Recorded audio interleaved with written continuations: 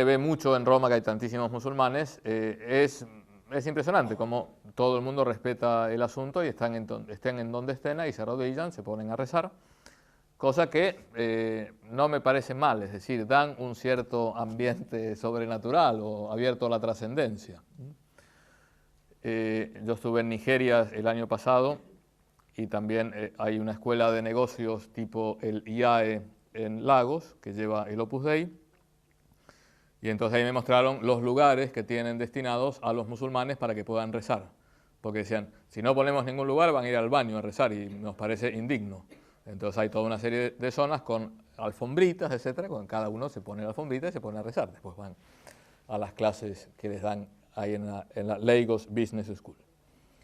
Bien, entonces, confesión de la unicidad de Dios, oración ritual, limosna, todos los musulmanes tienen obligación de hacer una limosna, peregrinación, lo ideal una vez al año, por lo menos una vez en la vida, en la medida de lo posible, a la Meca, y el ayuno en el mes de Ramadán, el ayuno diurno, a la noche se puede comer. Bien, estas cosas uno puede encontrarse un musulmán de Indonesia, uno de Irán, algún apóstata o converso, como se llame, de Estados Unidos, y estarán de acuerdo en esos 5 pilares. En cambio, donde no están tan de acuerdo es en la aplicación a la vida social. Entonces ahí ha habido a lo largo de la historia y sigue habiendo muchas escuelas, se llaman escuelas jurídicas, algunas más estrictas, otras menos estrictas. Y eso se entiende, por ejemplo, la más estricta es una escuela que se llama Hanlabita, que es la que prosperó sobre todo en Arabia Saudita, que es donde es el país con menos libertad religiosa del mundo, donde no se respeta la dignidad de la persona humana, es el gran aliado, por otro lado, de Estados Unidos en ese mundo, cosa que es un poco incoherente. Cuando fue el presidente de Italia a Arabia Saudita, pidió ir a misa y dijeron que no era posible, porque no puede haber ninguna iglesia, porque toda Arabia Saudita es tierra santa. Entonces uno dice, ¿y nosotros por qué hacemos tantas mezquitas? Porque respetamos la dignidad de la persona humana y creemos en la libertad religiosa, pero hay que presionar para que haya reciprocidad. Bien, cosa que no sucede en otros países musulmanes donde hay mayor libertad religiosa, un poco más de libertad religiosa. Entonces hay distintas escuelas jurídicas. Con lo cual la situación es bastante distinta en Túnez, en Arabia Saudita, en Indonesia o en Turquía. Bien. Entonces, el mundo musulmán es un mundo muy diverso entre sí. El país donde hay más musulmanes en el mundo, ¿cuál es?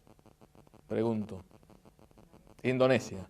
Indonesia, que uno no lo asocia inmediatamente con el mundo islámico, asocia más con Arabia Saudita, con lo cual es Indonesia, el país donde hay más musulmanes en el mundo. Hay un libro que es El choque de las culturas, no me acuerdo cómo de Samuel Huntington, donde habla de grandes culturas identificadas con religiones, cosa que es un simplismo, me parece. Y entonces una de las grandes culturas es la cultura hindú, identificada con el hinduismo. Es absurdo porque hay cientos de millones de hinduistas y hay cientos de millones de musulmanes en la India. Y hay más católicos en la India que en Perú, o que en Perú y Chile juntos. Con lo cual no es una homogeneidad, más bien es un mosaico enorme. Bien, entonces, después de la Primera Guerra Mundial, cuando desaparece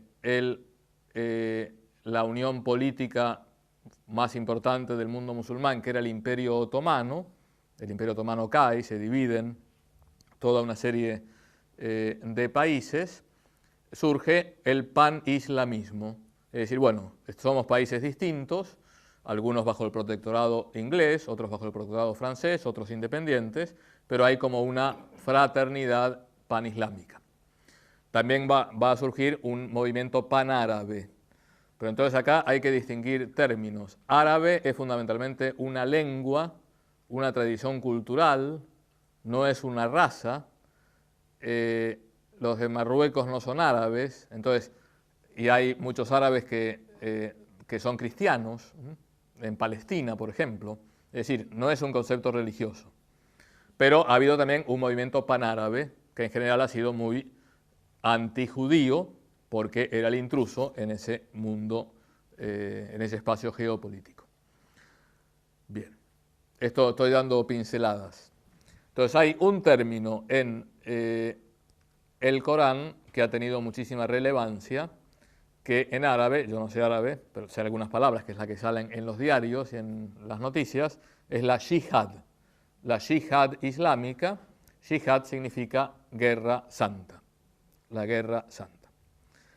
Entonces, el Corán, como todo libro, es susceptible de interpretaciones. Y caben todo tipo de interpretaciones porque el Corán habla absolutamente de todo. Es un cajón desastre. Bueno, entonces, fundamentalmente hay tres interpretaciones de la yihad, de la guerra santa. Una primera interpretación es exactamente igual a lo que los cristianos o los católicos llamamos lucha ascética. Es decir, la guerra santa contra uno mismo, contra el mal que hay en uno mismo. Yo me doy cuenta que soy egoísta, que soy vanidoso, que me falta generosidad, que pienso en mí mismo, eso tengo que combatirlo, tengo que mejorar. Bien, eso es lo que es la lucha cristiana. Para ser mejores, eso es aplicado al mundo del Islam, donde hay concepto de pecado, donde hay libertad antropológica. Entonces uno tiene que luchar para ser un buen musulmán. Y eso está muy bien, es una acepción perfecta de guerra santa. Después está la guerra santa contra los malos musulmanes. Sí, hay que portarse bien y el que no se porta bien hay que darle. Entonces, hay algunos países en el mundo islámico, después de la Primera Guerra Mundial, que adoptaron formas occidentales. Por ejemplo, que tienen elecciones periódicas, que tienen parlamento, más o menos formales, que cambiaron tradiciones, el modo de vestir. Bien, entonces, para algunos musulmanes, estos son malos musulmanes, porque se han casado con el enemigo y por lo tanto han aguado el Islam. Y entonces por eso se entiende que los atentados de los fundamentalistas islámicos no sea solo contra las Torres Gemelas en New York, sino también en Argelia, en Malasia, etc. Ha habido muchísimos atentados en Turquía, porque les parece una traición al islamismo o un malos musulmanes aquellos que han hecho una síntesis con formas políticas, sociales, económicas del occidente. Entonces tenemos prácticamente una guerra civil, ahora la cosa está más tranquila en Argelia, donde toda una tradición francesa, etcétera, y donde el Frente Islámico quiere tomar el poder y imponer lo que se llama, otra palabrita que les habrá sonado alguna vez, la Sharia. La Sharia es la ley islámica, que es la que regula no solo los aspectos religiosos, sino también los aspectos políticos, sociales, económicos de una comunidad. Bien, dentro de este ámbito, el país que es una excepción total es Turquía. Es el único país de mayoría musulmana que es un Estado laico. Es más, me atrevería a decir que es un Estado laicista, inspirado en la Constitución francesa, con una revolución, la de Kemal Atatürk. Está prohibida la manifestación exterior de la religión. Es decir, no puede, las mezquitas, etcétera, es una puerta y después dentro uno puede hacer lo que quiera, pero fuera no se puede hacer nada de carácter religioso. Entonces eso no es sana laicidad, como habla Benedicto XVI, sino laicismo puro y duro. Y entonces la mayoría de los turcos son musulmanes y querrían tener una representación mayor en la vida social. Ahora están cambiando las cosas y vamos a ver cómo acaba el asunto. Turquía quiere entrar en la Unión Europea, por lo tanto quiere manifestarse muy occidental, pero la inmensa mayoría son musulmanes que están muy apegados a sus tradiciones, cosa que me parece bastante razonable y lógica. Pero bueno, subrayar que es un caso único el de Turquía, donde hay elecciones, parlamento, ninguna religión de Estado, etc. Y la tercera acepción de la Guerra Santa es la lucha contra el infiel. Los infieles somos nosotros, ahora fundamentalmente el occidente satánico, que sería Estados Unidos. De ahí los atentados, de ahí toda una serie de cosas. Bien, detrás de todo esto hay una serie de resentimientos históricos que son plenamente comprensibles, no justificables. Los protectorados que muchas veces protegían intereses personales o nacionales de Inglaterra y de Francia, la explotación de los bienes económicos, a veces de una forma bastante egoísta, simplemente con la élite de estos países, por ejemplo, productores de petróleo, y por lo tanto se explican muchísimas cosas por razones históricas, lo cual no justifica en lo más mínimo poner una bomba y matar a 3.000 personas, evidentemente. Cuando Bin Laden lanzó la primera advertencia al mundo, hablaba de los 90 años que nos separan del fin de la unión política de los musulmanes, que es con la disolución del Imperio Otomano, en manos de Francia, Inglaterra y Estados Unidos, que son quienes ganaron la Primera Guerra Mundial. ¿Sí? Bueno, entonces, no es posible identificar fundamentalismo islámico con el Islam. Ha habido una serie de procesos históricos en los últimos años, las últimas decenas de años, que han intentado tomar el poder por parte de los fundamentalistas, donde no hacen ninguna distinción entre religión y política. Es más, quienes tienen que estar al frente de la sociedad política son los jefes religiosos, cosa que sucede en muchísimos países del mundo musulmán. El ejemplo más claro es Irán, con el Ayatollah Khomeini. Antes estaba el Shah de Persia, musulmán, considerado un mal musulmán por todos sus coqueteos con el mundo occidental, etc. Por lo tanto, Khomeini, que vivía en París, va a hacer la revolución islámica, y los ayatollah significa jefe espiritual, y el jefe espiritual es el jefe político. Porque, según una cierta lectura del Corán, no hay ninguna distinción entre política y religión. Por lo tanto, hay que aplicar al pie de la letra lo que dice el Corán, la Sharia, etc. Y entonces se trata de... eso implica, por ejemplo, que no habría ninguna posibilidad de libertad religiosa, porque ciudadano de la ciudad temporal implica ser ciudadano de la ciudad de Dios, porque la ciudad temporal es una réplica de la ciudad de Dios. Entonces no caben los no musulmanes en una sociedad donde rija la Sharia, ¿sí? Entonces la duda que cabe ¿es una consecuencia lógica del Corán esta identificación entre política y religión? Si es una consecuencia lógica, el Islam en cuanto tal no respetaría la dignidad de la persona humana. Si es simplemente una interpretación, entonces lo que estamos viendo es que hay unos fundamentalistas que interpretan en forma fundamentalista el Islam. De hecho, a lo largo de los siglos ha habido muchas formas de vivir el Islam, algunas con gran respeto a otras religiones, otras sin ningún respeto a otras religiones. Como también hay que decir que a veces en el mundo cristiano no es que siempre hemos respetado plenamente los derechos de los que no eran cristianos. Bien, me parece que la interpretación más correcta del Islam es la que une religión y política, y eso traería bastantes problemas. Y por otro lado, en el mundo islámico no cabe el uso de la razón para interpretar la revelación. Es un mundo fideísta donde se aplica directamente el dato revelado. No hay en el mundo islam personas como San Agustín o Santo Tomás que han reflexionado sobre la fe. Por lo tanto, además no hay ninguna autoridad doctrinal que establezca en qué consiste la fe. Y de hecho hay en muy pocos países musulmanes universidades con facultades de teología que den espacio a la razón. Por lo tanto, la relación entre fe y razón en el mundo islámico es muy complicada. Eso es lo que dijo Benedicto XVI en Ratisbona, lo dijo quizá de una forma que desde el punto de vista de la opinión pública no fue la más acertada, por lo menos desde el punto de vista de los periodistas, pero dijo una gran verdad, porque si no hay posibilidades de aplicar la razón, la única forma que cabe es aplicar la fe por la fuerza, cosa que ha sucedido muchas veces en el mundo islámico. Bien, entonces dejo el interrogativo, habría que estudiar más, profundizar más. Conozco a muchos musulmanes, muy buenas personas, realmente buenísimas personas, muy dialogantes. Hay situaciones en países donde hay una cierta libertad, por lo menos dejan vivir, no dejan hacer apostolado, no dejan crecer, pero dejan vivir.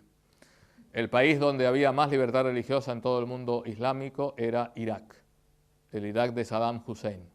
Saddam Hussein me parece un asesino, un criminal, pero respetaba la libertad religiosa, lo cual no significa que fuera una buena persona, porque a los kurdos no les respetó absolutamente nada. Bueno, digo, es un desastre Saddam Hussein, pero respetó mucho a las minorías cristianas, lo cual, digo, no lo limpia de otros pecados. Y tampoco esto justifica una intervención masiva de Occidente en Irak, cuando se demostró que si la causa de la invasión a Irak, la primera era la invasión a Kuwait, muy bien, se puede discutir. La segunda era la posesión de armas de destrucción masiva. No ha habido ningún arma de destrucción masiva. Entonces, eso habría que justificar. La intervención en Irak, el Papa, en este sentido, Juan Pablo II, fue muy valiente, se quedó solo, pero fue muy valiente diciendo una serie de verdades, me parece a mí. Es un tema opinable, evidentemente. Y no creo que ahora se hayan solucionado demasiado los problemas en Irak. Más bien, no digo todo lo contrario, porque la situación con Saddam Hussein de las minorías era realmente muy lamentable. Bien, me extendí demasiado con el nacionalismo religioso, pero creo que era importante aclarar una serie de cosas porque lo estamos viviendo hoy. En este sentido, me parece, Argentina es un país, desde el punto de vista de la libertad religiosa, el diálogo interreligioso es ejemplar, es ejemplar. Yo nunca vi un país, lo digo en serio, uno puede discutir que haya el centro musulmán ahí enorme, etcétera, el más grande de América Latina, pero hay un diálogo muy fluido entre judíos, musulmanes y cristianos, y creo que es una cosa muy positiva. El otro día fui a una peluquería a cortarme el pelo, y entonces ya cuando me sacaron el delantal o como se llame, vio que era sacerdote una persona y me dice, es un hombre de Dios, qué alegría. Me dijo unas cosas maravillosas y me dijo, bueno, yo soy musulmán, soy muftí de no sé dónde, soy muy amigo del rabino Bergman, del cardenal Bergoglio, etc. Muy bien. Bueno, fantástico, me pareció muy bien, es una cosa muy positiva. Bien. Y entonces, lo último que quería hablar del nacionalismo, y hacemos un corte, y después seguimos en 45 minutos, vamos a explicar todo el marxismo. El tema del indigenismo. En general, todo nacionalismo es malo. El patriotismo es muy bueno. El nacionalismo siempre es malo. A veces se utiliza la palabra nacionalismo para referirse a patriotismo, y entonces es bueno, pero mejor clarifiquemos las cosas. Entonces, sobre el indigenismo, lo único que diré es evidente que los pueblos indígenas de América han sufrido mucho a partir del siglo XVI. También es evidente, todos los historiadores lo reconocen, los mismos indios lo reconocen, que también sufrieron mucho antes del siglo XVI. Es decir, porque los indios también se pegaban entre sí, se mataban entre sí. Yo ahora vengo de Roque Sáenz Peña, capital nacional del algodón, no del dengue, sino del algodón. Y bueno, aproveché para leerme un libro sobre historia del Chaco, de un chaqueño. La región del Chaco es muy interesante porque es quizá la que más rápido se desarrolló, de pasar de ser una selva, pasa a ser una región tremendamente desarrollada, con sus límites, evidentemente, pero hay que pensar, durante toda la época colonial hubo una ciudad, que era Concepción del Bermejo, un pueblito, y después una misión jesuítica, y nada más. Y ahora uno se encuentra con ciudades muy potentes. Bien, entonces, ahí era un hombre que ama mucho a su tierra, entonces explica todas las barbaridades que se cometieron, sobre todo en la época republicana, contra los indios del Chaco, el tema de que hay que poblar el desierto, este era el desierto verde, pero el desierto verde estaba lleno de gente, no era un desierto, había mucha gente allí. Pero este hombre tiene la honestidad intelectual de decir que gran parte de los indios del Chaco desaparecieron durante la época colonial y la época republicana por las matanzas que se hicieron entre ellos. Es decir, que las tropas mandadas por Sarmiento, por Roca, etcétera, fueron un elemento más, que me parece que actuaron mal. Pero fue un elemento más porque había tribus que no se podían ni ver entre ellos. Por lo tanto, simplemente con el indigenismo hay que darse cuenta que todos somos hombres y mujeres con pecado original, también los pueblos indígenas, y todos tenemos que pedir perdón por atrocidades que hemos cometido a lo largo de la historia, y esto es africanos, asiáticos, europeos, americanos, indios, blancos, negros, absolutamente todo el mundo. Y por otro lado, ahora se habla mucho aquí, eso me sorprendió, hay mucho indigenismo, pero en Argentina hace años no había, los pueblos originarios. Bueno, originarios relativamente, porque todos venían en general de Asia, los mapuches que están ahora en Argentina no estaban allí, por lo tanto también desplazaron a otra gente, y por lo tanto son tan originarios como el italiano que vino en el siglo XIX y ahora está acá. Y tiene todos los derechos el mapuche y el descendiente de italianos y el descendiente de africano. No sé si me explico. Con lo cual hay mucho romanticismo malo en este tema, aunque hay que reconocer atrocidades que se cometieron contra los indígenas, por supuesto, desde el siglo XVI, pero como decía en la charla anterior, si Cortés conquistó México con 600 españoles, lo pudo hacer con 600 españoles y 20.000 indios, que querían vengarse de los aztecas. Y si Benalcázar entró en Quito con 60 españoles y 100.000 cañaris, que son de la zona sur de Ecuador, que sus enemigos mortales eran los incas, porque les habían quitado todo. Con lo cual no hay buenos y malos, o mejor dicho, hay buenos y malos en todas partes, en todas partes. Para no caer un poco en la simplicidad de pensar que hay buenos, malos, etc. No, ha habido de todo. Pero evidentemente se han cometido tremendas injusticias que hay que reparar, pero injusticias ha habido a lo largo, desde el pecado original, ya con Caín y Abel, etc., se han sucedido a lo largo de la historia hasta ahora, hasta que se acabe el mundo. Bien. Y por eso a mí me parece interesante, y ahora sí acabo, cuando uno habla de América Latina, y esto lo ha subrayado mucho los documentos magisteriales y los de la Pontificia Comisión de América Latina, en las distintas reuniones en Puebla, en Santo Domingo, ahora en Aparecida, que la identidad cultural de América Latina es fundamentalmente mestiza, que eso es muy importante. No es blanca, no es negra, no es india, es fundamentalmente mestiza, fundamentalmente. Es un cruce de razas que habla muy bien de toda una historia, de enfrentamientos y entendimientos. Y eso implica tener muchas riquezas de las tradiciones indígenas, de las tradiciones europeas, etc.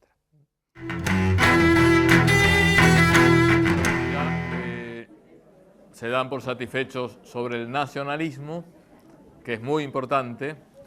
Pasamos al marxismo, que también ha sido protagonista de gran parte de la cultura occidental y que sigue siéndolo, quizá presentado en forma distinta, pero hay todavía mucho marxismo en el ambiente y por lo tanto es interesante conocerlo.